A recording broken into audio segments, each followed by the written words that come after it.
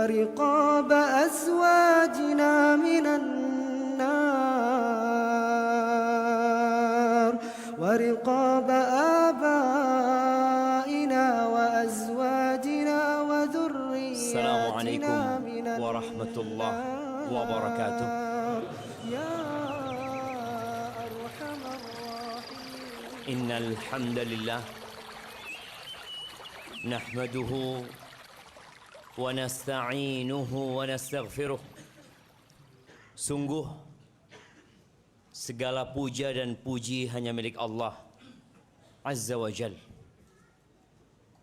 Kita sebagai hambanya yang hidup dengan segala nikmat yang Allah berikan. Bangun, duduk, tidur, berjalan, semuanya kita lakukan dengan nikmat Allah Azza wa Jalla. Maka kita senantiasa memuja dan memuji Allah Jalla Jalaluh, meminta pertolongan hanya kepada Allah, dan memohon ampun atas dosa-dosa yang kita lakukan. Wa na'udzu billahi min syururi anfusina wa sayyiati a'malina. Dan kita berlindung kepada Allah dari kejahatan jiwa kita yang senantiasa membisikkan kepada kita untuk berbuat buruk dan berbuat kemaksiatan. Sebagaimana kita berlindung kepada Allah dari dampak buruk dosa-dosa dan amal-amal kita. Man yahdillah fala mudhillalah wa man yudlil fala hadiyalah. Barang siapa yang diberi petunjuk oleh Allah, maka tiada satupun yang dapat menyesatkannya. Dan sebaliknya, barang siapa yang ditetapkan sesat oleh Allah Azza wa Jal, maka tidak akan ada orang yang dapat memberikan petunjuk kepadanya. Sejuta ustadz kita datangkan, sejuta kiai kita hadirkan untuk memindah orang ini dari kesesatannya, itu tidak akan pernah terjadi. Karena semua berada di tangan Allah Azza wa Jalla. Wa ashhadu an la ilaha illallah wahdahu la syarikalah wa ashhadu anna Muhammadan abduhu wa rasuluh. Allahumma salli wa sallim ala abdika wa rasulika sayyidina wa maulana Muhammadin wa ala alihi wa ashabi ajma'in. Amma ba'd. Allahumma anfa'na bima 'allamtana wa 'allimna ma yanfa'una wa zidna ilman. Malam ini tanggal berapa?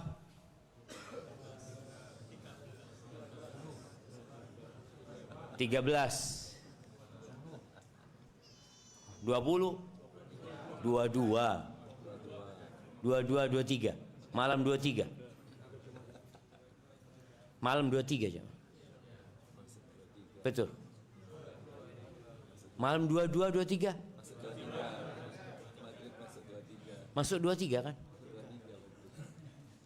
23 Jumadal Akhirah 1447 Hijriah. Tatkala umat Islam tahu bahwa hari ini tanggal 23 atau malam 23, maka kita akan hidup penuh dengan kedamaian dan ketenangan. Tapi kalau hari ini tanggal 13 Desember dan itu yang kita ingat, maka kita akan mendengar berbagai macam konflik dan perbedaan pendapat berkaitan dengan akhir tahun. Dan setiap akhir tahun itu akan ada. Maka jemaah, malam ini tanggal berapa? 23 Jumadal Akhirah, yang menunjukkan 67 hari lagi kita akan masuk ke bulan Ramadan. Habis Jumadal Akhirah apa antum? Habis Jumadal Akhirah bulan apa? Biar dia yang jawab. Kok tolah-toleh antum nyari? Bulan apa? Betul. Habis Rajab apa? Loh. Apa habis Rajab? Habis Sya'ban? Ramadan lah. Masya Allah, nak kasih hadiah buat antum. Barakallahu fikum. Naam. Kita akan masuk ke bulan Rajab. Berapa hari lagi? 7 hari lagi insyaAllah. Bulan Rajab salah satu bulan haram ya. Dan persiapan menghadapi Ramadan itu sejak Rajab. Kita sering dengar doa, Allahumma barik lana fi Rajab wa Sya'ban wa ballighna Ramadan, walaupun hadisnya dhaif, tapi itu doa boleh kita baca. Dan para ulama menyebutkan bahwa syahrul Rajab syahrul zar'. Bulan Rajab itu bulan untuk bertanam. Menanam itu mulai di bulan Rajab. Dan kita tahu petani itu nggak langsung nanam. Kalau dia hendak menanam, maka yang harus dia lakukan mengkondisikan lahannya. Kalau mau nanam sawit, apa yang dilakukan? Ya, disiapkan lahannya.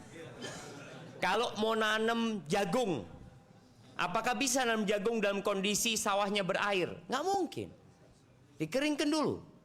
Mau nanam padi, habis nanam jagung mau nanam padi, apakah langsung tanam padi? Enggak. Seperti itu pula, yang ingin panen di bulan Ramadan, nanamnya di bulan Rajab.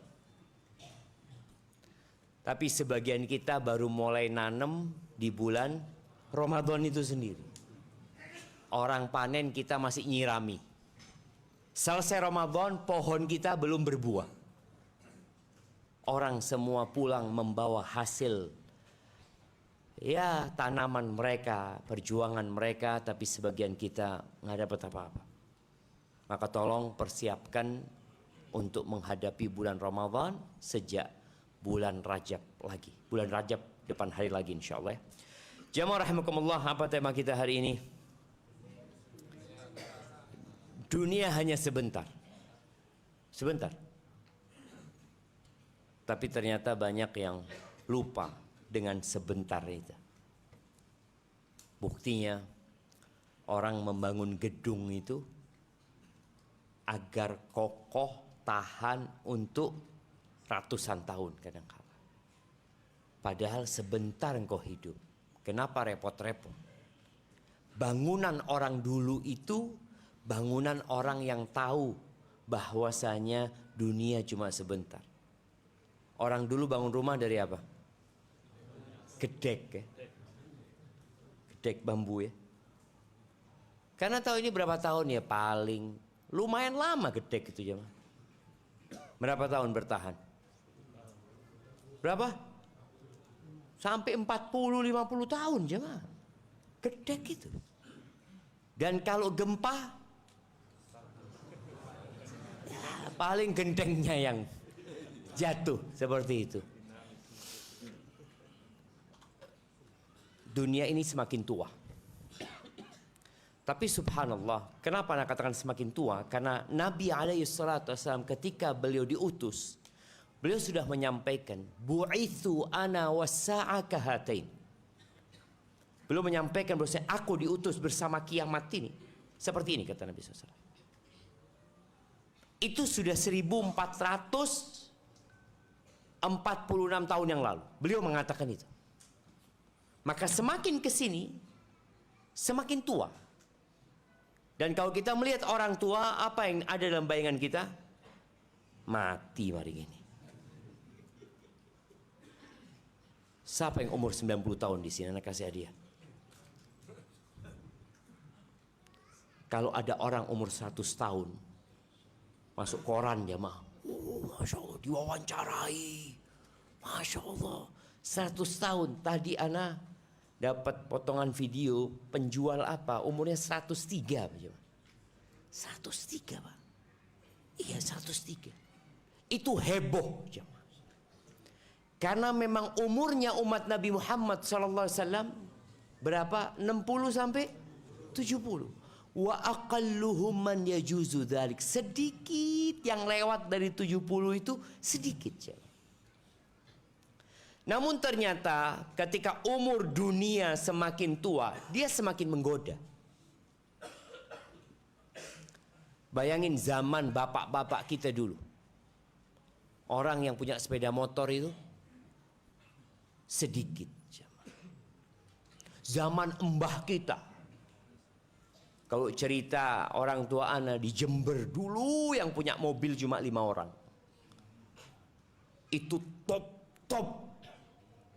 Yang bisa punya mobil pada zaman itu orang kaya raya.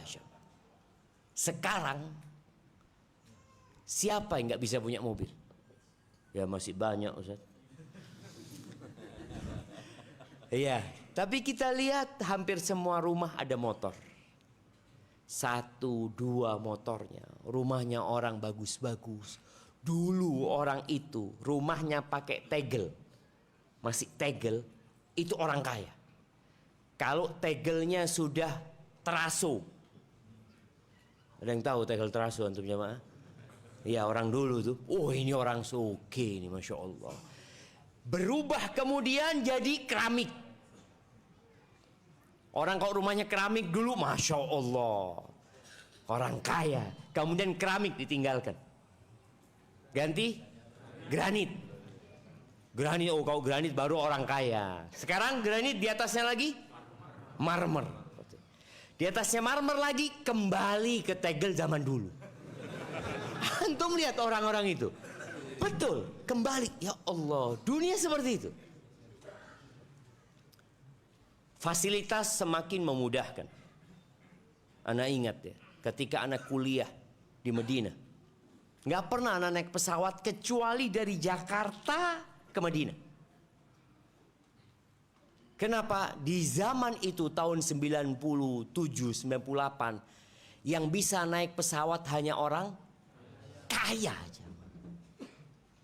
Dan dulu mungkin pesawat hanya ada Garuda sama Merpati, belum Lion jemaah. Lion antum.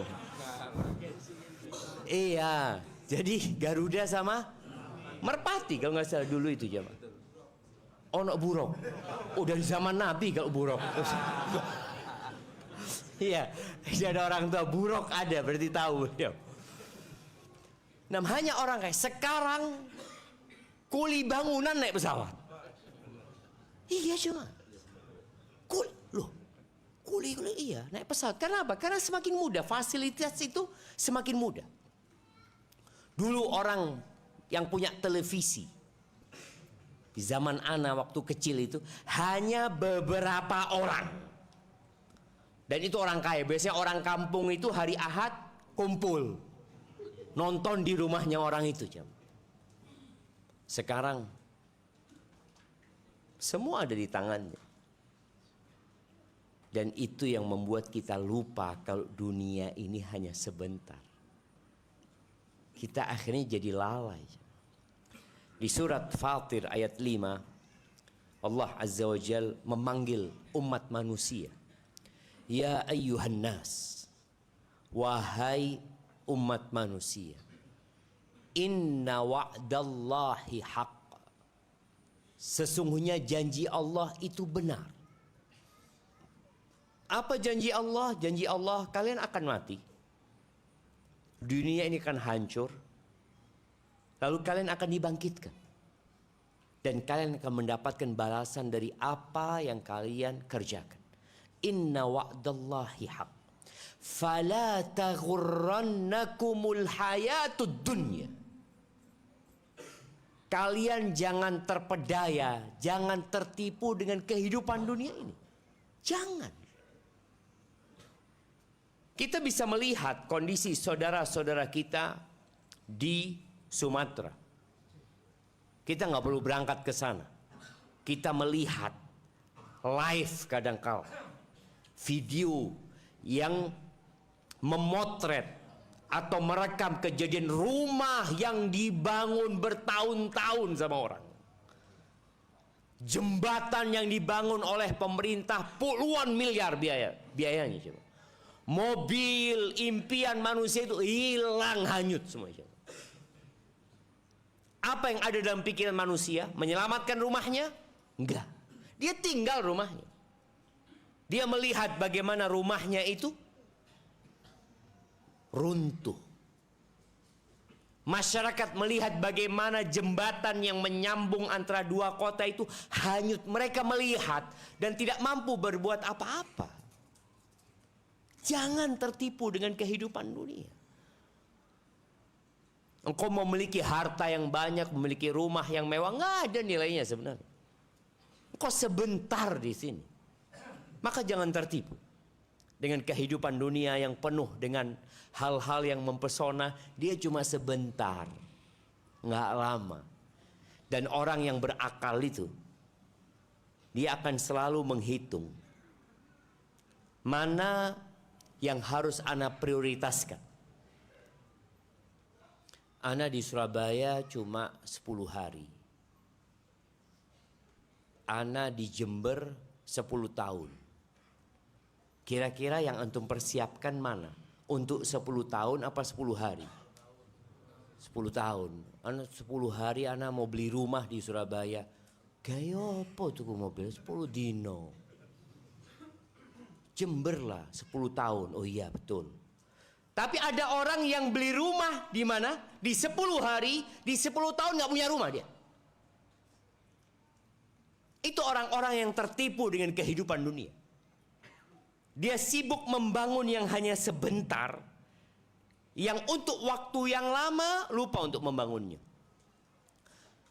Nabi Muhammad SAW, beliau meninggal umur berapa? 63 tahun. Baik. 63 tahun berada di muka bumi ini. Susah beliau. Kalau bicara rumahnya beliau nggak besar. Beliau sering nggak ada makanan di rumahnya. Ketika beliau punya rizki, Masya Allah beliau berkorban ketika haji 100 ekor onta. Kenapa? Karena beliau berpikir, aku di sini nggak lama. Di sana aku yang lama. Beliau punya harta, jangan ditanya.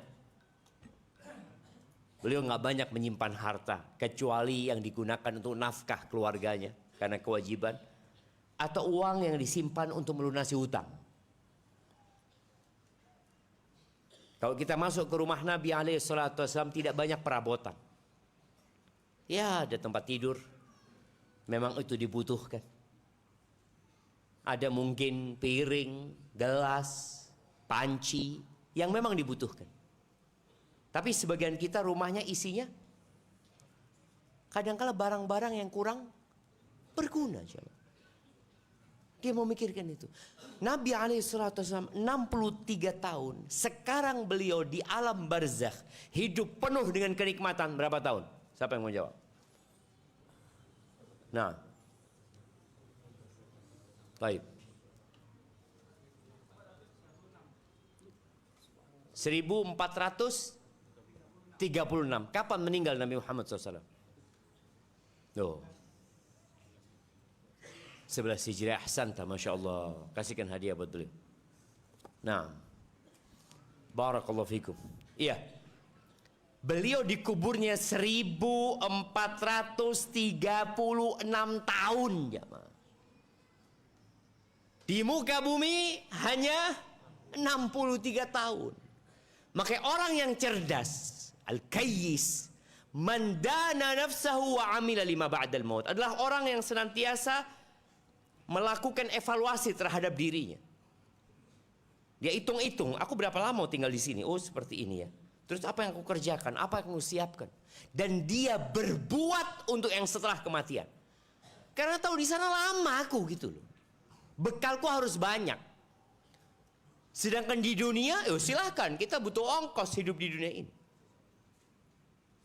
Uthman bin Affan. Beliau meninggal dunia insya Allah umurnya 82 tahun. Beliau meninggal tahun 36 insya Allah. Hijriah. 35 apa 36 Hijriah. Bisa dibayangin. Uthman sekali sodako ya. 300 ekor onta, 1000 dinar. Untuk apa? Untuk yang hidup lama. Uangnya dibelanjakan untuk kehidupan yang lama. Kita belum bicara tentang hari akhir. Kita masih bicara dunia, tapi dunia ini ada yang di atas bumi, ada yang di bawah bumi. Alam kubur, alam barzakh sana. Dia sudah mempersiapkan diri. Maka Allah Azza wa Jalla mengatakan fala taghurrannakumul hayatud dunya wala yaghurrannakum billahil gharur. Dunia menipu dan ada satu tukang tipu namanya iblis. Jadi dari sejak dahulu para nabi itu bersepakat memberikan nasihat kepada kaumnya agar mereka berhati-hati dengan dunia dan waspada menghadapi bisikan iblis. Kita tahu bagaimana Nabi Adam turun dari surga. Gara-gara bisikan iblis. Tertipu. Iblis mengatakan, ya ini pohon kalau engkau makan, engkau bisa kekal, engkau bisa hidup abadi, engkau akan memiliki kerajaan yang tidak ada habisnya. Makanlah Nabi Adam. Ternyata realitanya diturunkan ke dunia. Dan dunia kata Nabi SAW, ad-dunya sijnul mu'min. Dunia ini penjara buat orang beriman. Capek kita loh. Wa jannatul kafir. Dan surga bagi orang kafir. Kalau ada orang beriman di dunia tidak merasa seperti di tahanan, tidak seperti di penjara, maka hati-hati. Boleh jadi ada masalah dengan keimananmu. Orang mukmin itu ada halal haram. Sehingga dia lagi kerja tahu-tahu azan. Aduh azan ya Allah. Tapi ya opo? Ana muslim. Ya berangkat dia ke masjid. Waktu Ramadan. Dia puasa. Tapi ada muslim tidak puasa. Merasa bebas hidupnya. Maka perlu dia melakukan evaluasi terhadap imannya dia. Karena kalau engkau orang beriman, engkau akan merasa seperti di penjara. Orang di penjara itu nggak bisa tidur seenaknya. Ada waktunya dia tidur. Bahkan di beberapa penjara itu tidurnya gantian. Siapa yang pernah ditahan? Coba cerita. Lu iya? Iya. Masya Allah. Tidurnya gantian antum?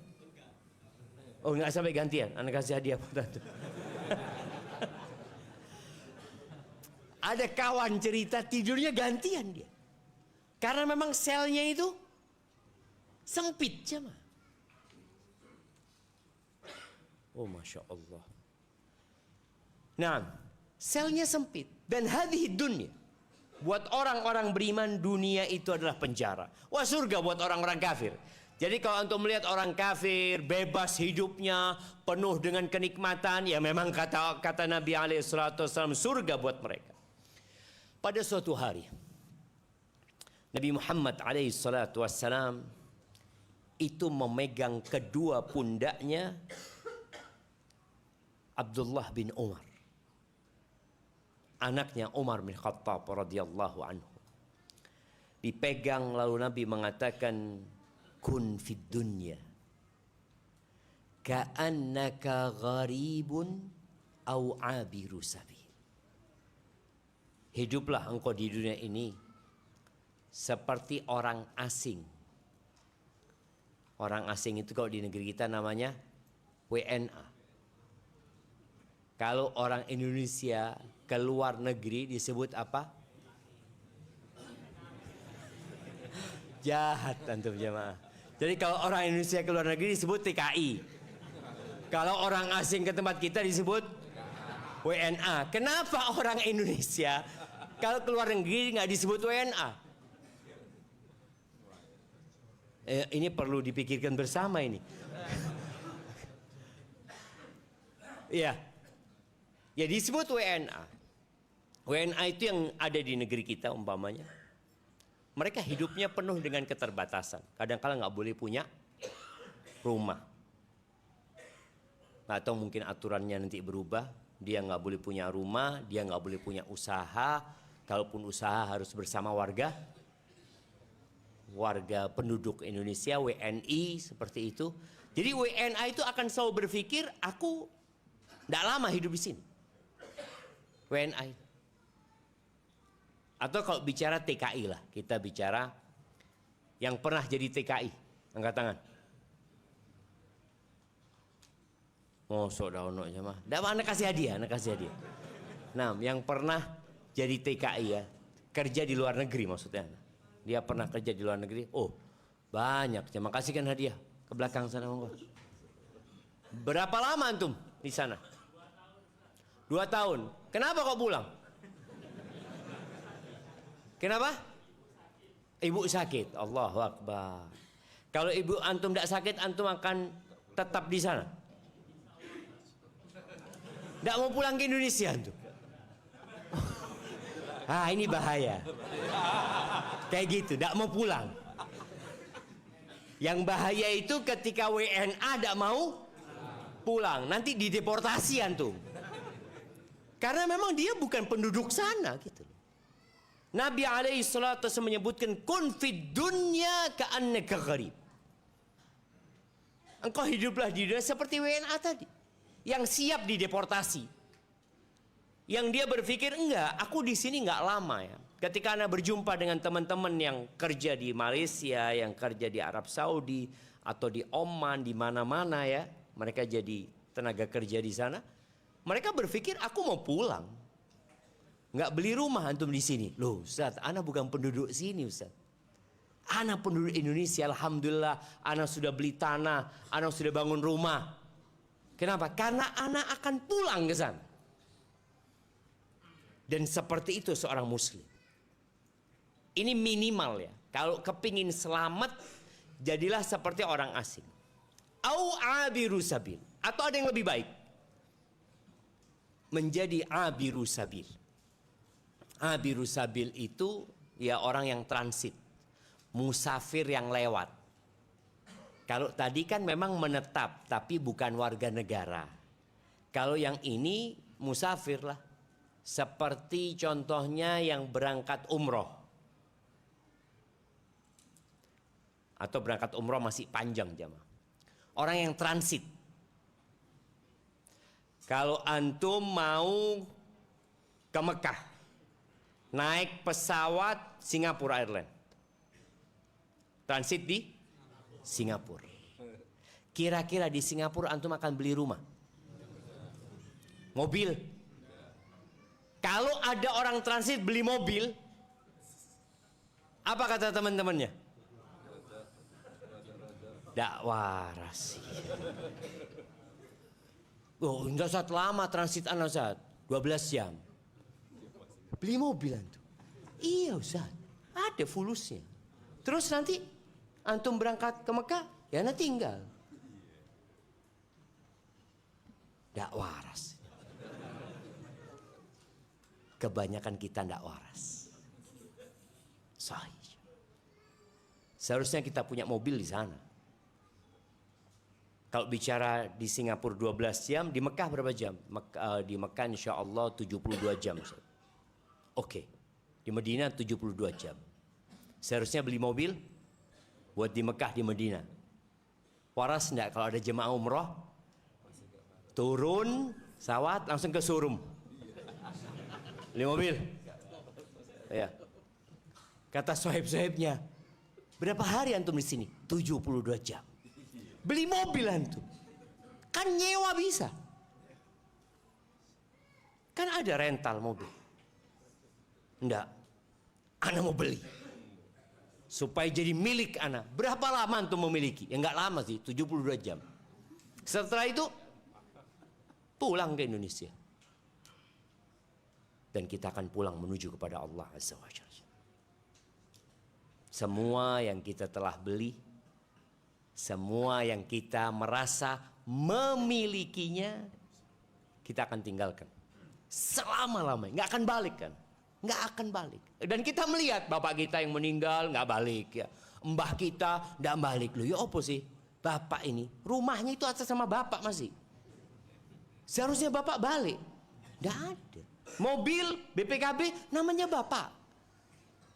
Tapi mereka meninggal dunia. Kita kalau melihat orang-orang terkaya di dunia yang pergi, yang ditinggal itu triliunan. Kalau antum hitung yang ditinggal sama yang dia makan selama hidup dan dia pakai selama hidup, lebih banyak mana? Yang ditinggal. Anggap dia meninggalkan uang 100 T. Selama hidup 70 tahun, habis berapa T dia? Antum kalau melihat T ya, kayak apa kira-kira uang T itu? Tapi yang jelas ditinggal. Lalu Abdullah bin Umar mengatakan, "Idza amsayta fala tantadhiris sabah." Kalau engkau sedang sore hari, jangan nunggu pagi untuk beramal. Jangan.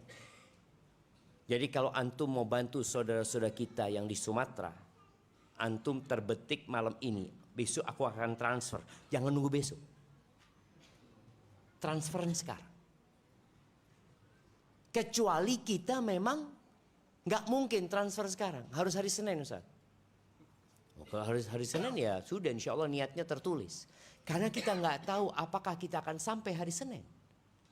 Nggak tahu kita cuma. Wa idza amsayta fala tantadhir sabah wa idza asbahta fala tantadhir masa. Kalau engkau sedang pagi jangan nunggu sore. Engkau di pagi hari mau beramal, aku mau istighfar lah 100 kali. Insya Allah nanti habis asar. Loh kenapa habis asar? Sekarang engkau mau main game sekarang. Lu main game sekarang. Engkau nggak pernah tahu apakah akan sampai asar. Subhanallah ya. Abdullah bin Umar setelah mendapatkan wasiat dari Nabi SAW, dia langsung mempraktekkan bagaimana dia menjadi seorang musafir atau tadi orang yang transit. Semua dipersiapkan. Kalau aku nggak tahu apakah sore hari aku masih akan hidup. Tapi barang-barang sudah aku kemas semuanya. Kalau memang harus berangkat, berangkat. Dia siap. Wa khudh min sihhatika limaradik, ambillah dari waktu sehatmu untuk waktu sakitmu, wa min hayatika limautika, dan dari hidupmu untuk kematianmu. Hadis ini diriwayatkan Imam Bukhari. Ahibati fillah, Ibn Rajab ketika menjelaskan hadis ini insyaallah hadis nomor 40 ya di Arba'in Nawawiyah. Dia menjelaskan hadis ini adalah pokok pembahasan tentang manusia itu jangan panjang angan-angan. Jangan mikir seakan-akan kita akan hidup 100 tahun. Lawang besok aja kita nggak tahu. Saudara-saudara kita yang ada di Tamiang Aceh itu, apakah mereka berpikir, pernahkah ada dalam mimpi mereka kalau mereka akan kehilangan rumah mereka, kehilangan anak mereka? Sekarang yang mati sudah berapa? Hampir 1000. Yang hilang? Bayangkan. Hilang nggak tahu cuma. Anda nggak tahu AI apa enggak sekarang ini karena sering ketipu kita. Ada yang cuma dapat kaki cuma. Kaki. Nggak tahu jasadnya kemana. Siapa? Wallahu a'lam siapa. Tapi yang jelas seorang muslim itu jangan terlalu panjang angan-angan. Kalau bicara angan-angan yang panjang, jelas untuk akhirat kita. Ahibati billah. Tadi Anda sampaikan bahwa para nabi bersepakat ya, ketika mereka menasihati kaumnya tentang hakikat kehidupan dunia. Mulai Nabi Nuh ya, mulai Nabi Adam tentunya kepada anak-anaknya, Nabi Nuh kepada kaumnya, Nabi Hud, Nabi Saleh, kemudian Nabi Ibrahim alaihissalam, sampai Nabi kita Muhammad alaihissalam. Di surat Ghafir ayat 39, Allah menceritakan tentang satu orang dari kaumnya Fir'aun yang beriman. Yang kemudian dia berusaha untuk menyadarkan kaumnya, Fir'aun dan bala tentaranya semuanya. Dia ingin memberikan nasihat. Apa yang dia katakan? Ya kaum, wahai kaum, innama hadhil hayatud dunya mata'.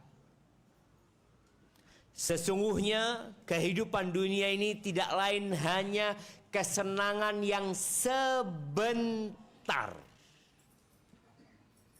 Dia ingatkan, wa innal akhirata hiya darul qarar. Akhirat itulah tempat tinggal yang sebenarnya. Yang pernah ke Mesir, atau nggak harus ke Mesir sekarang jamaah, antum bisa lihat ya, yang namanya piramid. Piramid itu apa sih? Istana? Bukan. Kuburan. Raja itu bikin kuburan di sana yang besar sekali. Karena dia tahu dia bakal mati. Dan bagaimana? Karena mereka punya keyakinan orang kaya di dunia kaya di akhirat sana. Mereka bikin kuburan yang besar-besar ya. Padahal kuburan itu tetap di dunia. Mereka lupa bahwa dunia ini akan hancur sehancur-hancur. Maka ketika orang ini mengingatkan kaumnya, mereka nggak mau tahu. Dan ternyata janji Allah benar. Kemana Fir'aun? Nggak ada. Bersama ratusan ribu bala tentaranya. Tinggal cerita. Dan sekarang yang dibangun oleh Fir'aun itu menjadi salah satu tanda keajaiban dunia. Kok iso? Mana yang bangun? Ya mati yang bangun. Siapa yang menghancurkan yang membangun itu? Itu cerita kadang-kala tidak disampaikan. Yang disampaikan adalah bagaimana kehebatan Fir'aun ya, membangun ini menjadi salah satu tanda keajaiban dunia. Nggak ada Fir'aunnya, hancur. Itulah orang-orang ketika tidak sadar bahwa hidup di dunia ini tidak lama. Ahibati billah, Rasul SAW pernah tidur di atas ranjangnya yang ada tikar. Yang tikar itu membekas, dirusuk di lambung Nabi SAW. Umar ketika melihat itu, Umar menangis, ya Rasulullah, ya Rasulullah, alaikas salatu wassalam, ya Rasulullah, Kaisar wa Kisra, Kaisar Romawi, Kisra raja-raja Persia, mereka hidup bergelimang harta dalam kemewahan, tidur di atas ranjang mungkin yang kasurnya dari bulu angsa atau apalah. Sedangkan engkau ya Rasulullah seperti ini gitu loh. Hidupmu seperti ini. Apa kata Nabi alaihissalatu wassalam mengatakan kepada Umar? Mali walid dunya. Apa urusanku sama dunia ini Umar? Apa urusanku sama dunia ini? Innama mathali wa mathalud dunya kamathali rakibin istadhalla tahta syajaratin thumma raha wa tarakaha. Aku tuh, permisalan aku dengan dunia ini seperti seorang pengendara, seorang musafir biasanya, yang naik ontanya kemudian dia istirahat di bawah pohon. Pernah ngelihat orang tinggal di rest area? Bangun. Nganu apa Pak? Bangun di sini. Lu ini rest area. Berapa lama antum di sini? Ya, paling 20 menit. Kok iso bangun antum? Itu Nabi SAW ingin mengingatkan. Seperti orang yang sedang di rest area. Kalau dulu nggak ada rest area, yang ada pohon, capek berteduh sejenak. Apakah dia akan terus berteduh di tempat itu? Tidak. Tsumma raha wa tarakaha. Kemudian dia meninggalkan pohon itu selama-lamanya. Nggak bakal balik lagi ke pohon itu. Terus kenapa aku harus bermegah-megahan, bermewah-mewahan? Nabi mengingatkan itu kepada Umar bin Khattab radhiyallahu anhu. Tapi Nabi juga mengingatkan para sahabatnya. Beliau mengatakan kepada mereka, wallahi mal faqra akhsha alaikum. Demi Allah, aku tidak takut kalian ditimpa kefakiran. Biasanya orang fakir itu lebih rajin ibadah daripada orang kaya. Betul? Belum tentu juga, tergantung. Ada orang fakir karena nggak beriman ya, malah kefakirannya mengantarkan kepada kriminal. Seperti itu. Tapi kalau orang fakir beriman, orang kaya beriman, biasanya orang fakir lebih lembut. Makanya kadang-kadang kalau kita lihat orang di sop pertama ya, kiko ya ke utangi, sop pertama belum tentu juga jemaah. Tapi yang jelas tadi Nabi alaihi salatu wasallam mengatakan, wallah mal faqra akhsha alaikum. Aku nggak takut kalian fakir. Wa inna ma akhsha an tubsata alaikumud dunya. Yang aku khawatirkan ketika dunia ini dibentangkan. Ketika rezeki antum semakin banyak. Ketika penghasilan antum semakin menjadi-jadi. Coba antum perhatikan diri antum. Berapa dulu penghasilan antum? Kemudian nambah. Yang nambah ya. Yang nambah. Tapi ada yang tetap juga. Tapi yang Nabi SAW khawatirkan tadi, ketika dunia dibentangkan buat kalian, sebagaimana dibentangkan untuk orang-orang sebelum kalian, apa yang akan terjadi? Fatanafasuha. Kalian akan bersaing sebagaimana orang-orang yang terdahulu bersaing. Kemudian dunia akan menghancurkan kalian sebagaimana dunia menghancurkan orang-orang sebelum kalian. Maka tadi biasanya kalau kita ngelihat orang fakir itu solid sama temennya ketika bikin usaha bareng-bareng ya, Masya Allah.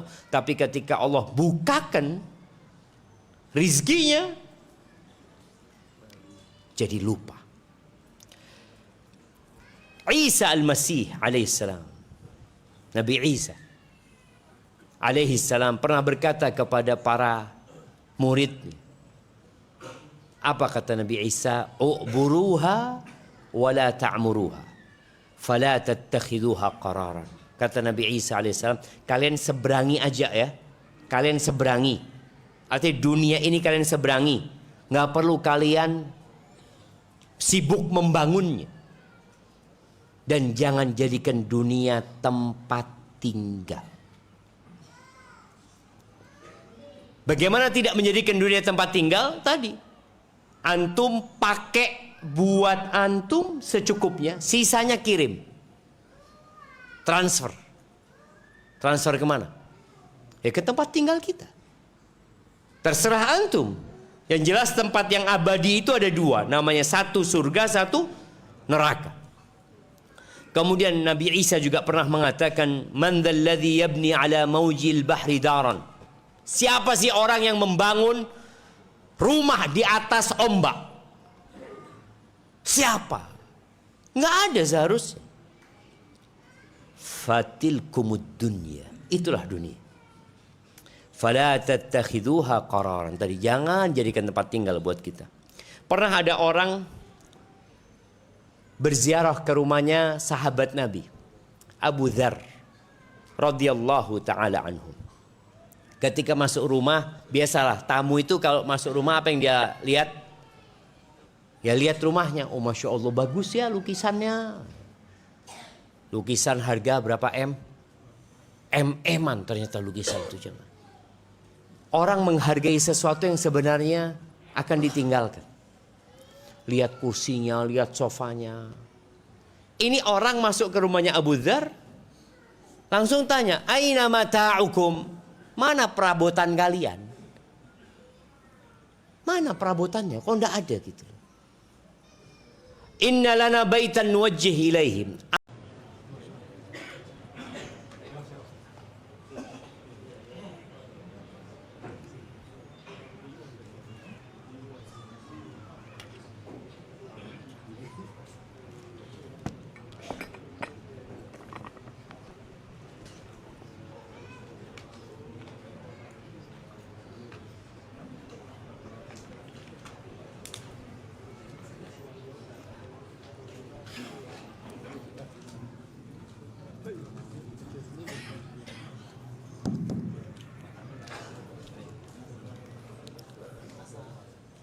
Alhamdulillah wassalatu wassalamu ala Rasulillah amma ba'd. Sambil menunggu yang salat sunnah, mungkin antum bisa merapat ya, Mak, supaya yang tadi sudah diusir keluar bisa masuk lagi. Kemudian antum berkenalan dengan kanan kiri antum. Yang ibu-ibu juga seperti itu. Kalau kenalan itu jangan tanya siapa namanya, tapi kenalkan nama antum. Saya Fulan. Dari mana dan apa profesinya? Antum ngomong, nanti lawan antum bicara akan ngomong juga gitu. Jangan kayak pegawai pajak, siapa namanya? Ya, fadhol. Kanan kiri ya, kanan kiri antum.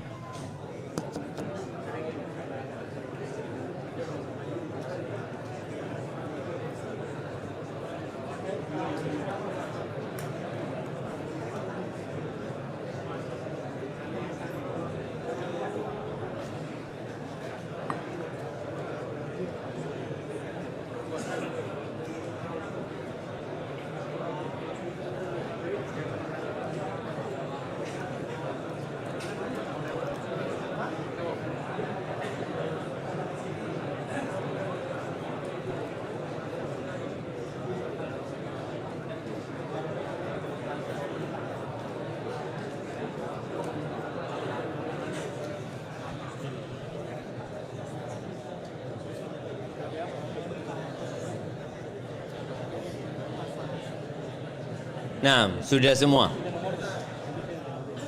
Antum udah kenal ini? Mas ini? Sudah kenal sama yang kiri antum? Oh, bapaknya. Oh, yo kenal loh, yo apa sih? Nah, enggak perlu kenalan. Yang kanan antum? Loh, kenalan nama dia, yo apa sih? Oh, Masya Allah. Dari mana, Adit? Oh ya, Surabaya lah. Di mana Surabaya? Oh, Masya Allah. Barakallahu fikum. Nah, Anda mau kasih parfum sama Adit atau masih ada isinya pada? Kayaknya ada, Adit. Kasihkan Adit. Taib jemaah rahimakumullah, biasakan ya. Biasakan menebarkan salam. Biasakan berjabatan tangan dan saling mengenal di antara kita. Karena termasuk hak saudara kita, idza laqitahu fasallim alaih. Kalau engkau berjumpa, maka ucapkan salam. Dan para ulama menyebutkan wa min tamamit tahiyyah al-musafahah. Termasuk kesempurnaan dari salam yang kita ucapkan itu ya berjabatan tangan. Karena dengan berjabatan tangan akan gugur dosa-dosa kita, apalagi kalau kita saling mengenal. Ahibati fillah. Tadi imam kita baca surat apa? Akhir surat Al-Hasyr ya. Allah Azza wa Jalla mengatakan, ya ayyuhalladzina amanu taqullah wal tanzur nafsum ma qaddamat lighad wattaqullaha innallaha khabirum bima ta'malun. Kata Allah, wahai orang-orang yang beriman, bertakwalah kalian kepada Allah, dan hendaknya setiap jiwa itu memperhatikan apa yang sudah dia persiapkan untuk hari esok. Apa yang sudah antum persiapkan? Kita tuh banyak mempersiapkan diri untuk pensiun. Makanya kenapa orang tua zaman dulu itu paling suka kalau anaknya jadi PNS. Zaman dulu. Zaman sekarang tetap. Kenapa jemaah? Ada jaminan masa depan. Ada jaminan masa depan. Padahal dunia ini tidak punya masa depan. Enggak ada. Dan kita tahu dunia ini tidak bersahabat dengan siapapun. Para nabi mati. Orang-orang yang paling dicintai Allah meninggalkan dunia ini. Orang-orang soleh meninggal dunia. Orang-orang kaya dan sukses, pejabat-pejabat, orang-orang kuat yang berkuasa sama jemaah. Maka hendaklah orang memikirkan hari esok yang setelah kematian itu. Setelah antum pensiun. Wattaqullah, bertakwalah kalian kepada Allah. Allah itu maha mengetahui dengan detail atas apa yang kalian kerjakan. Wala takunu kalladzina nasullah. Jangan sampai kalian menjadi golongan dari orang-orang yang lupa sama Allah. Orang kalau lupa sama Allah hukumannya apa? Allah bikin mereka lupa sama diri mereka sendiri. Allah bikin kita lupa dengan maslahat kita sendiri. Hal-hal yang manfaat, hal-hal yang penting kita tinggalkan. Kita akan disibukkan dengan hal-hal yang remeh, yang ketika kita sadar waktu kita sudah habis. Itu hukuman. Jadi orang-orang yang lupa sama Allah, Allah akan bikin mereka lupa dengan diri mereka sendiri. Ahibati fillah, kembali kepada kehidupan yang sebentar ini, bagaimana para ulama terdahulu ya menyikapi kehidupan ini. Ibn Rajab menyebutkan pernah ada orang-orang ziarah ke rumahnya orang soleh. Sampai rumahnya sama seperti cerita Abu Dzar tadi. Dia lihat nggak ada perabotan di rumahnya. Lalu kata mereka, inna nara baitaka baitu rajulin murtahil. Kami melihat rumahmu ini rumah orang yang mau pergi. Kelihatan kan orang kalau mau pergi itu gimana kondisi rumahnya gitu loh. Amurtahilun, apakah benar kau akan safar pergi, kata dia. Enggak, kata dia. La artahil. Tapi aku akan digusur dari tempat ini. Aku akan dikeluarkan, diusir dari tempat ini. Sahih. Kita akan diusir dari tempat ini. Anak-anak antum yang cinta sama antum, dengan terpaksa atau dengan senang hati, mereka akan mengeluarkan jasad kita dari rumah kita tanpa membawa apa-apa. Padahal rumah hasil jerih payah antum. Tapi antum gak boleh lagi tinggal di sana. Ahibati fillah, wasiat Nabi alaihi salatu wassalam kepada Abdullah bin Umar ini menjadi wasiat untuk kita semuanya, agar kita mempersiapkan diri menghadapi sesuatu yang pasti terjadi. Tsunami itu belum tentu terjadi. Banjir bandang itu juga belum tentu. Sampai ada orang sekarang yang mungkin tinggal di dekat kali, apa yang dia persiapkan? Apa jemaah? Pelampung. Siap-siap pelampung. Kalau nanti banjir, kita sudah siap pelampung. Itu orang cerdas. Karena dia tahu dia tinggal di tempat yang beresiko, berpotensi banjir. Jepang bikin rumah, bagaimana kalau gempa? Itu pinter. Pinter di dunia. Tapi kadangkala kita lupa dengan akhirat. Apa persiapan kita untuk meninggalkan dunia ini? Maka setiap jiwa hendaklah berusaha kalau di malam hari itu bermuhasabahlah. Antum ngobrol sama istri antum atau sama anak-anak, kira-kira apa yang kita sudah persiapkan ya? Kenapa? Karena Bapak akan pergi. Mau pergi kemana Bapak? Ya pergi meninggalkan kalian semua. Tolong disiapin tasnya. Istri juga akan pergi. Anak-anak akan pergi. Dan subhanallah, kepergian itu sebuah kepastian. Tapi waktunya gak pasti. Yang menyebabkan kita harus bersiap-siap setiap saat. Karena waktunya gak pasti. Kalau kita mau naik pesawat enak. Jam berapa antum akan terbang pesawatnya? Oh, jam sekian. Check in jam sekian. Boarding jam sekian. Enak. Tapi kepergian setiap orang dari muka bumi ini nggak jelas. Jangan dipikir yang tua bakal mati lebih dulu. Berapa banyak kita melihat buah mangga itu yang pentil-pentil sudah jatuh. Kalau dulu orang tua itu ngomong belulu, tahu belulu antum? Apa belulu itu? Iya, kembangnya kelapa ya. Buahnya kelapa itu kadang-kala jatuh masih kecil-kecil, udah jatuh. Yang besar tidak jatuh-jatuh. Makanya kadang-kala lihat iki bapak wis tuwek dak mati-mati ya. Nah, kadang-kala seperti itu. Dan belum tentu yang sakit mati lebih dahulu daripada yang sehat. Jangan selalu berpikir untuk orang sakit ya, dokter mungkin datang, insya Allah ini kayaknya nggak lama kata dia.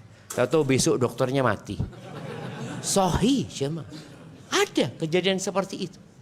Maka adalah setiap jiwa mempersiapkan diri. Masing-masing punya kesiapan. Di antara kesiapan seorang bapak mempersiapkan anaknya. Termasuk siap-siap. Seorang suami punya tanggung jawab terhadap istrinya. Dan Allah Azza wa Jalla mengatakan, ya ayyuhalladzina amanu qu anfusakum wa ahlikum nar. Wahai orang-orang beriman, selamatkan diri kalian dan keluarga kalian dari apa? Dari api neraka. Waktu kita nggak banyak hidup di dunia, maka menyelamatkan diri dan keluarga itu ya kita dengan belajar dan mengajarkan ilmu kepada keluarga kita. Didik mereka, kenalkan mereka kepada Tuhannya, awasi mereka, bimbing mereka. Itu tugas seorang ayah dan suami. Jangan sampai cuma sibuk cari fulus, lupa untuk mempersiapkan keluarganya menuju ke surga Allah Azza wa Jalla. Barakallahu fiik. Itu mungkin dapat Anda sampaikan. Kita masuk ke sesi tanya jawab. Ini ada pertanyaan yang sudah masuk. Oh. Fadhal. Untuk pertanyaan pertama, Assalamualaikum Ustaz.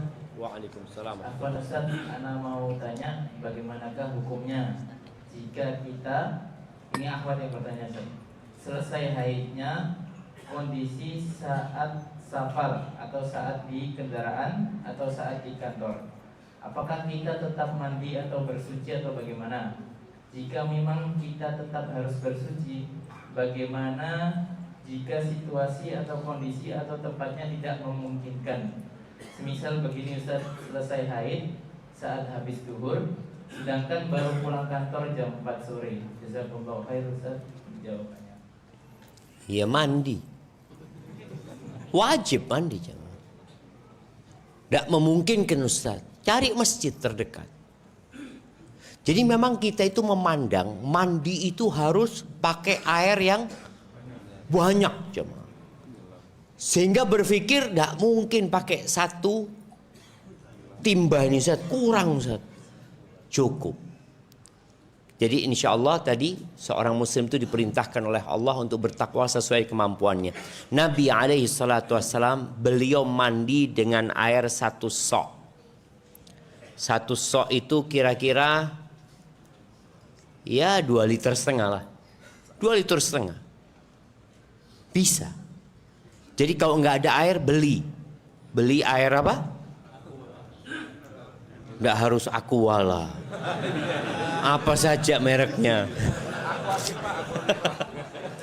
Apa saja mereknya. Jadi bisa cukup mandi. Tapi karena kita ini terbiasa mandinya pakai air banyak, maka berpikir tidak memungkinkan. Bisa jemaah. Kamar mandinya kecil Ustaz, ya sudah duduk ada yang siraman itu disiram, yo kurang enak Ustaz. Ini bukan bicara enak dan tidak enak, ini bicara kewajiban.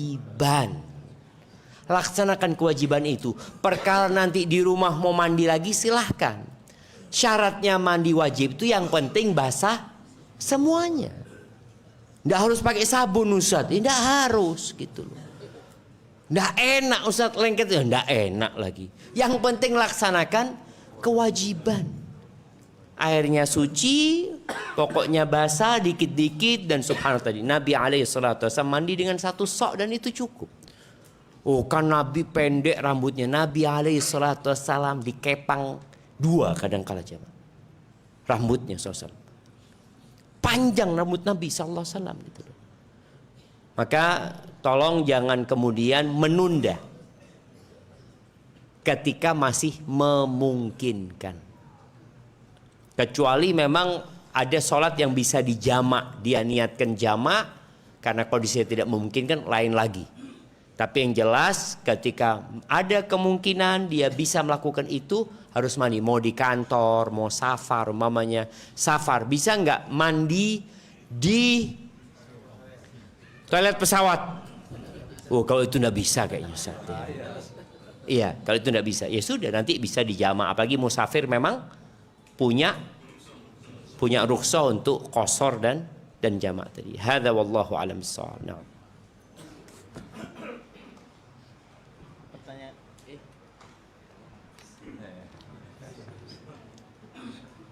Masa mau gantian sama anak-anak?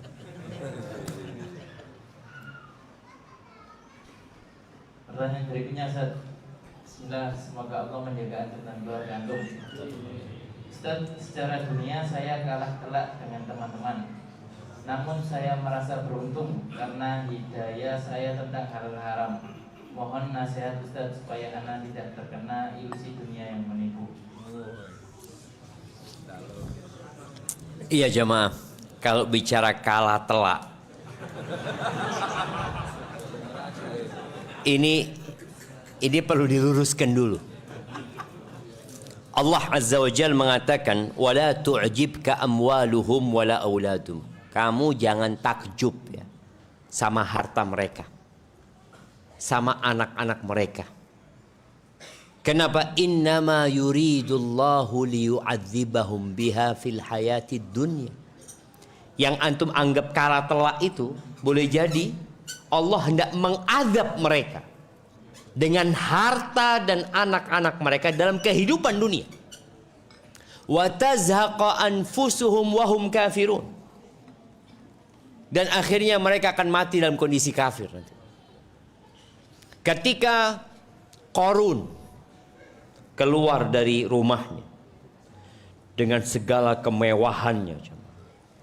Jadi kalau bicara kemewahan Qarun itu, insya Allah nggak ada yang menyaingi sampai saat ini di muka bumi ini.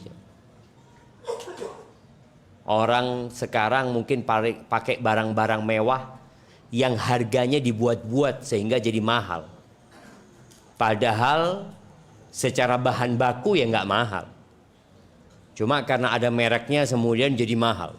Kalau Qarun memang emas yang dia pakai. Kuda kencananya itu emas jemaah semua. Dayang-dayangnya 300. Keluar semuanya, ayu-ayu semuanya. Apa kata orang-orang? Ya Allah, andai kata kita punya seperti yang diberikan Qarun. Innahu ladzu hadzin azim.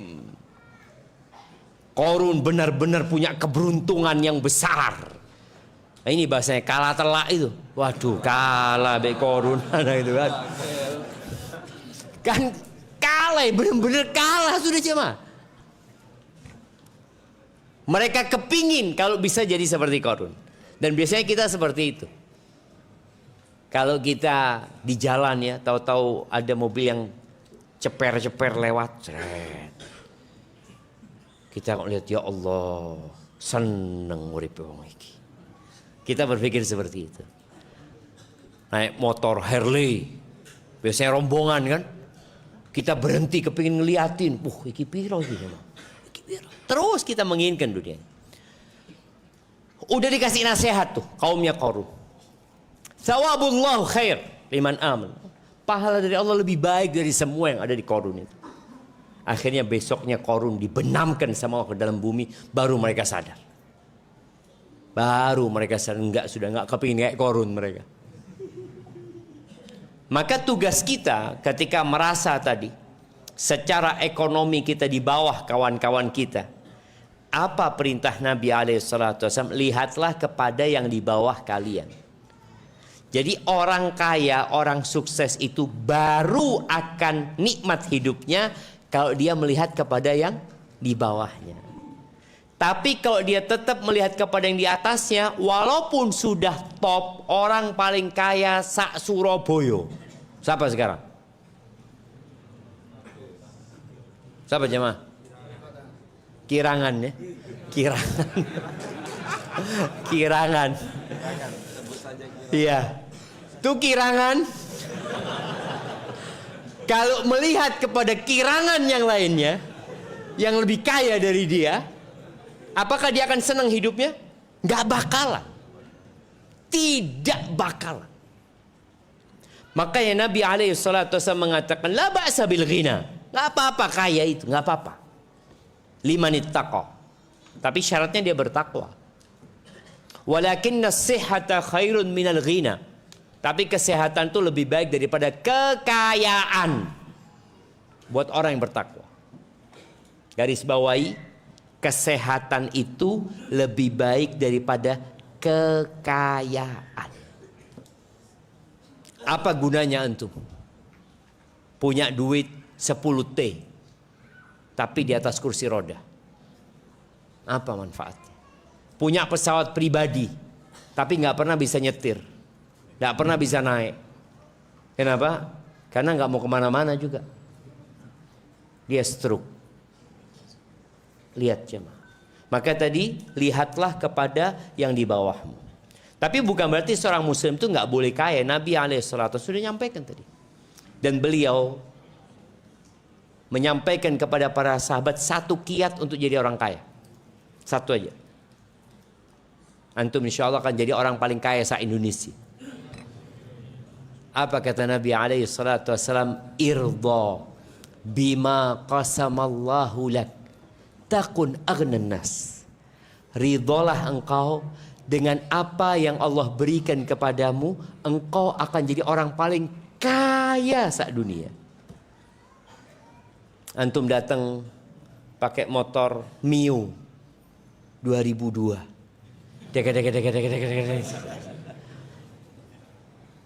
Parkir, ngelihat di bawahnya ada PCX 2027. Ya, belum keluar. 2026. Udah keluar kan? Belum juga. 2025. Antum ngomong, alhamdulillah, makasih Allah, kau kasih aku ini ya Allah.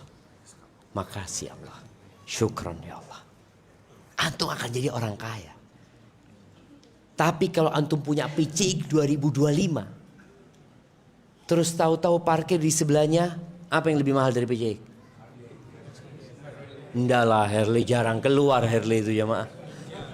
Ninja. Antum ngomong, ya Allah, Ciapi ninja ini. Antum kan jadi miskin. Karena antum ingin itu. Maka tadi manusia akan hidup menderita ketika dia masih melihat yang dimiliki orang lain. Tapi tatkala dia fokus dengan apa yang dia miliki, maka itu akan jadi yang terbaik. Anak-anak kadang-kadang ngomong, bah, mobil itu bagus bah ya, mobil itu enggak, mobilnya baba yang paling bagus. Loh kenapa bah? Ya ini yang kita miliki. Kalau kita ngeliat mobilnya orang ya banyak yang lebih bagus. Tapi ini milik kita. Ajarkan kepada anak-anak untuk tahu bahwasanya yang engkau miliki itu yang paling bagus di muka bumi. Tidak ada yang ngalahkan.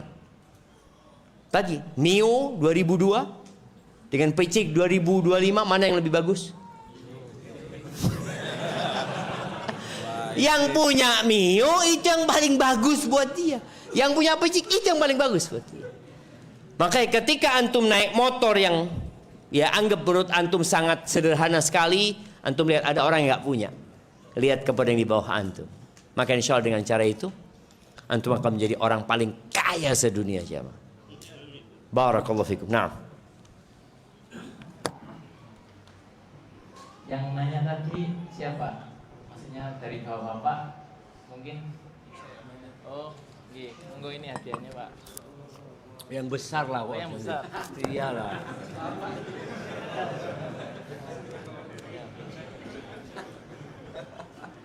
Pertanyaan berikutnya.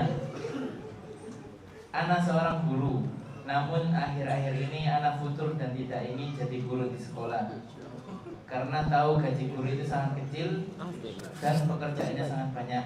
Mohon nasihatnya Ustadz, apakah ana sedang terjatuh pada fitnah dunia?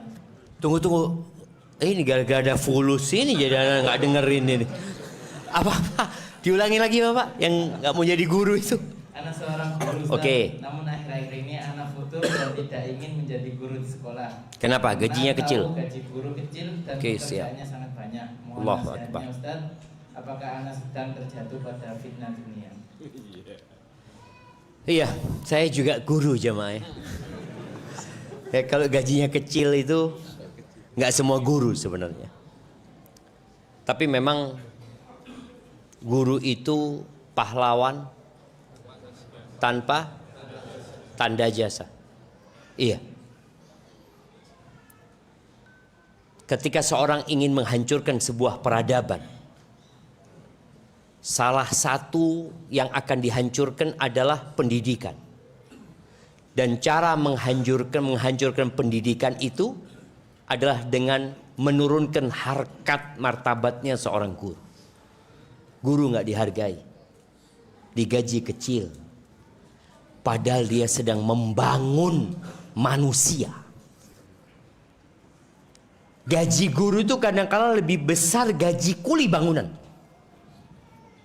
Sehari kuli bangunan berapa? Surabaya 150. Tukang 200 tukang. Bayangin, nggak, ini bangun benda mati. Guru sehari berapa? 15.000. Tuh lihat jemaah, ada yang 50.000, ada yang 70.000, mungkin anggap 100.000, bayangin.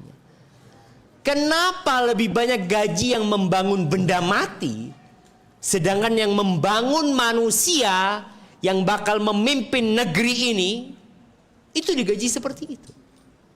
Itu salah satu tanda bahwa negeri sedang dihancurkan. Ketika peran guru ini dianggap remeh. Apa sih kerjanya guru? Subhanallah. Satu guru ngajar satu kelas 10 anak, 20 anak, 30 anak jamaah. Mereka sedang mempersiapkan generasi ini untuk membangun negeri. Lalu dia tadi malas akhirnya. Apalagi beberapa guru yang dilaporkan ke polisi ya, gara-gara dia sedang melakukan proses pendidikan kepada anak-anak tersebut. Ya, kita harus kembalikan peran guru itu jamaah. Memang yang harus dididik sebelum mendidik guru itu siapa yang dididik terlebih dahulu? Orang tuanya. Kalau engkau nggak siap atau nggak mau anakmu dididik, engkau hanya mau anakmu dikasih informasi, nggak perlu ke sekolah. Mau cari informasi itu ada di ChatGPT. Lebih pinter daripada gurunya. Iya, ChatGPT itu lebih pinter dari semua ustadz yang ada. Dia hafal semuanya. Tapi untuk mendidik nggak bisa ChatGPT. Harus manusia yang mendidik. Melakukan pengawasan, memanggil, memberikan stimulus kepada anak itu, memberikan hukuman. Itu tugasnya seorang guru. Makanya saya sampaikan kepada mahasiswa, kalau tujuan antum datang ini mau dapat ilmu saja, antum nggak usah datang. Ilmu banyak di buku, ilmu banyak di internet sana. Tapi datang ke sini dalam rangka untuk ya mengembangkan diri, menjadi hamba Allah yang bertakwa, untuk meningkatkan skill. Itu di kelas tuh. Bagaimana cara berbicara, bagaimana cara menghormati orang tua, bagaimana bergaul dengan masyarakat. Itu tugas guru. Maka kalau dikatakan tadi dia malas karena gajinya kecil, sebenarnya Nabi SAW mengatakan khairun nas anfa'uhum linnas. Orang yang terbaik adalah orang yang paling bermanfaat buat orang lain. Maka nasihat anak, tetaplah antum jadi guru. Gimana urusan fulus? Mencari rizki itu tidak harus dengan bekerja saja. Rizki itu ada dua. Ada rizki yang dicari, ada rizki yang mencari kita. Ada. Tahu-tahu antum dapat transferan fulus. Ada kejadian di Jember. Satu orang, tahu-tahu masuk ke rekeningnya 2M jemaah. Langsung dipanggil KPK. Padahal dia nggak tahu apa-apa, dia pikir rezeki ini. Ternyata ada yang, tapi dia nggak ditangkap KPK, akhirnya dia dijadikan saksi ini dan itu ya. Tapi yang jelas tadi ada rezeki yang kita cari, ada rezeki yang mencari kita. Jadi Allah Azza wa Jalla mengatakan wa may yattaqillaha yaj'al lahu makhrajan wa yarzuqhu min haitsu la yahtasib. Barang siapa bertakwa kepada Allah, pasti Allah kasih solusi. Dan Allah akan kasih rezeki dari arah yang tidak dia sangka-sangka. Tahu-tahu ada yang kirim makanan ya. Boleh jadi Allah kasih sehat sama antum. Itu rizki yang kadang-kala kita tidak merasakan. Maka nasihat ana buat antum, kalau bisa nggak usah berhenti jadi guru. Tetap jadi guru, dan untuk cari rizki di pintu lainnya, perbanyak istighfar. Perbanyak istighfar, itu membuka pintu-pintu langit jemaah. Bertawakal kepada Allah, jangan pernah bergantung kepada tempat kerja. Ingat, yang sekarang sedang bekerja, yang kadang-kala sudah cinta dengan pekerjaannya, yang sekarang sedang berusaha, yang hatinya bergantung sama usahanya, dan dia sudah mulai berpikir di situ rizki dia, jangan sampai itu terjadi. Yang ngasih rizki itu Allah. Allah. Ingat ketika Allah kirimkan COVID kepada kita. Apakah kemudian semuanya mati? Enggak. Artinya orang-orang memang dia mungkin di PHK, tapi masih hidup. Berarti yang ngasih rezeki kepada dia selama ini siapa? Tempat kerja? Bukan, ternyata Allah yang kasih rezeki. Jadi seperti itu. Nasihat ana jangan, maka perbanyak istighfar, semoga Allah kuatkan antum. Jadi ketika antum berangkat kerja, niatkan untuk mendidik anak-anak ini agar menjadi orang-orang yang bertakwa kepada Allah Azza wa Jalla. Mereka akan jadi amal jariah antum. Ketika antum meninggal dunia, anak itu akan dapat ilmu, kemudian dia ajarkan lagi dan akan terus bersambung kepada antum. Hadza wallahu a'lam bissawab. Baik, untuk penanyanya.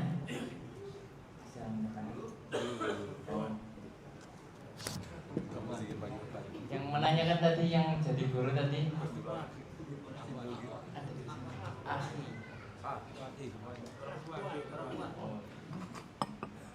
Untuk pertanyaan berikutnya. Jadi akhwat gimana tadi?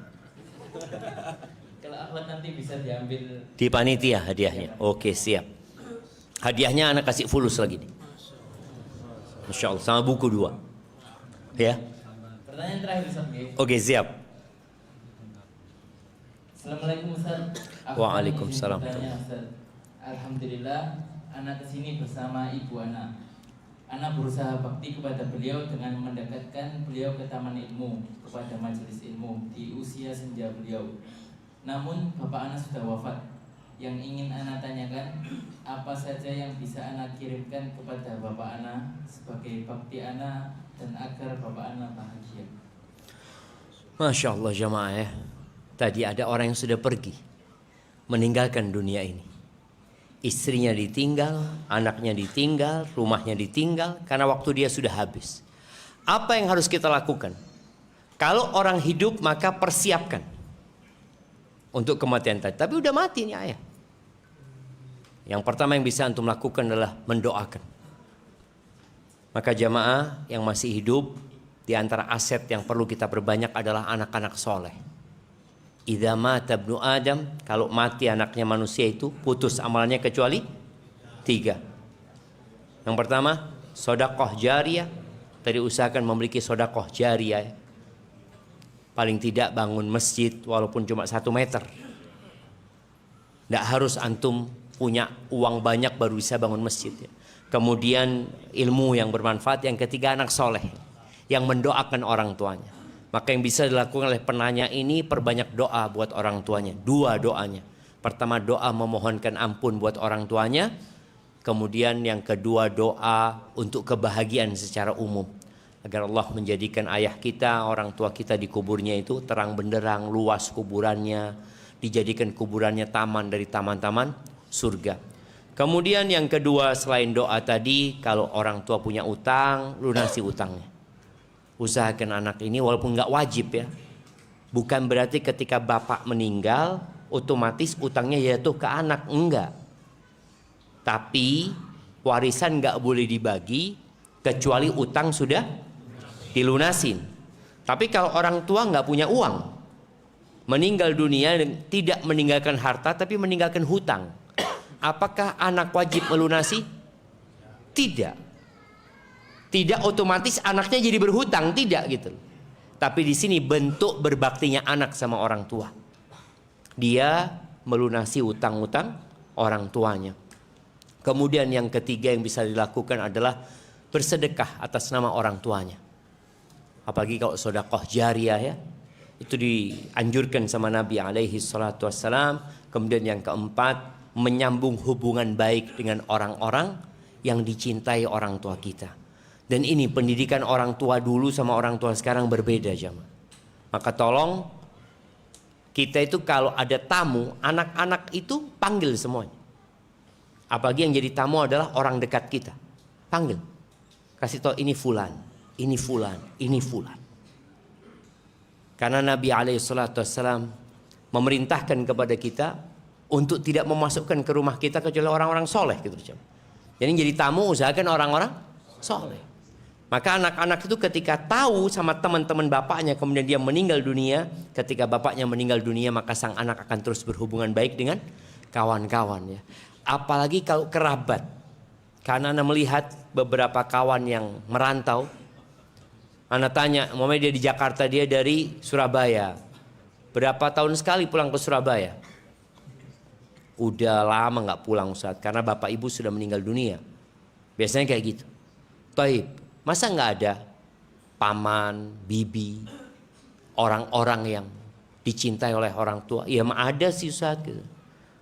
Tapi kenapa kok tidak berbuat baik sama mereka? Padahal itu termasuk berbakti kepada orang tua. Kata Nabi SAW, inna min abarril birri silatur rajuli ahla wuddi abi.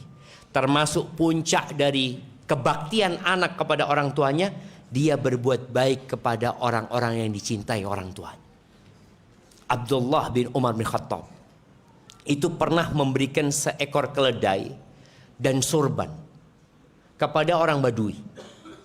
Padahal keledai ini mahal, surbannya mahal. Ini orang Badui dikasih 2 dirham sudah seneng gitu. Ditanya, kenapa engkau lakukan itu? Seakan-akan pemberiannya itu berlebihan. Apa kata Abdullah bin Umar? Aku dengar sabda Nabi SAW tadi. Termasuk kebaktian anak kepada orang tuanya, berbuat baik kepada orang-orang yang dicintai oleh orang tuanya, oleh kawan-kawan orang tuanya ya. Inna abahada, bapaknya orang Badui ini, bapaknya itu kawannya Umar. Bapaknya, bukan dianya jemaah. Bapaknya itu kawannya Umar. Maka aku berbuat baik kepada dia dalam bentuk seperti tadi itu, dalam rangka berbakti sama orang tuanya. Jadi tolong perhatikan yang bapaknya sudah meninggal dunia, yang ibunya sudah meninggal dunia. Cari siapa sih orang-orang yang dicintai sama ibu kita. Kalau ibu kita biasa ngasih duit sama mereka, bapak kita biasa berkunjung ke tempat mereka, lanjutkan. Sebagai bentuk kebaktian kita kepada orang tua kita. Aqulu qauli hadza